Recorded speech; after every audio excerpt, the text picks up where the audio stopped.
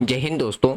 इस सवाल को जरा ध्यान से देखिएगा। और ये वाला जो सवाल पूछा गया है वो पूछा गया था यूपीएससी प्रीलिम्स के अंदर। कब? तो 1996 में ये क्वेश्चन पूछा गया। और कहाँ से पूछा गया है? तो ये पूछा गया है फिजिकल जियोग्राफी के अंदर से। क्वेश्चन बड़ा ही सिंपल सा है। अगर आपने एटमॉस्फेयर लेयर के बारे में पढ़ा होगा तो आप इसका इजीली आंसर दे सकते हैं। क्वेश्चन में यही पूछा गया था कि इन चारों में से ऐसा कौन सा लेयर है जो कि रिस्पॉन्सिबल होता है किसके लिए? डिफ्लेक्शन ऑफ रेशियो वेव्स के लिए, सॉरी रेडियो वेव्स के लिए।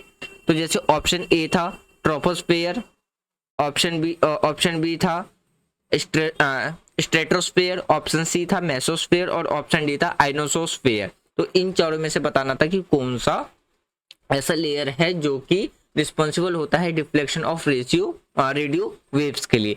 तो इसका जो राइट आंसर मिलेगा ना वो आपको मिलेगा ऑप्शन डी, यानी कि आइनोसोस्फेयर की बात करते हैं तो ये एक ऐसा लेयर होता है जो कि रिस्पॉन्सिबल होता है रेडियो वेव्स के डिफ्लेक्शंस के लिए।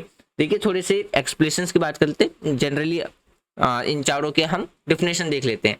देखिए ट्रोपोस्फेयर जो होता है जिसे हम क्या कहते हैं, यानी कि क्षोभ्य मंडल भी कहते हैं हिंदी में। तो ये हमारे अर्थ का क्या होता है, लोएस्ट लेयर रहता है जिसमें हम क्या कहते रहते हैं, यानी कि जहाँ पर हम सभी रहते हैं। और वहाँ पे हमें क्या देखने को मिलता है, जो भी वेदर चेंजेस होते हैं यानी कि जो भी मौसम होते हैं वो हमें देखने को मिलता है, जैसे बारिश होना या बादल का होना।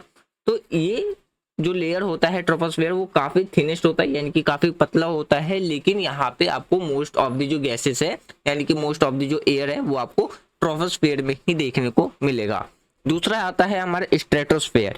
स्ट्रेटोस्फेयर क्या है? हमारा ट्रोपोस्फेयर के ऊपर वाला एक लेयर है। इस लेयर में आपको क्या देखने को मिल जाएगा? ओजोन लेयर देखने को मिल जाएगा, जो कि प्रोटेक्ट करता है जो हार्मफुल रेज होती हैं सनलाइट से, तो वो हमें क्या करता है, प्रोटेक्ट करने का काम करता है, जिसे हम समताप मंडल भी कहते हैं हिंदी में। उसके बाद आता है मेसोस्फेयर।